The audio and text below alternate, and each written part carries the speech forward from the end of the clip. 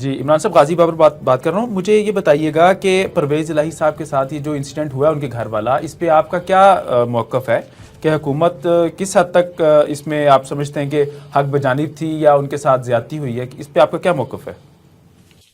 دیکھیے میں تو اس کی بڑی مذمت کرتا ہوں. یہ اچھا طریقہ یا اچھا واقعہ تو نہیں ہے جس طریقے سے ان کی ساری ٹرسٹ پاس کیا گیا اور جس طریقے سے پورا پولیس کا پلان کر کے دھاوا کھولا گیا اور وہاں پہ 4-6 گھنٹے کی پوری وہاں پہ جنگ ہوئی ہے اندر جانے کی. وہ بیچارے اندر سے جو چوکیدار تھے وہ پانی پھینکتے پھینکتے کسی طریقے سے پیچھے ہٹ گئے.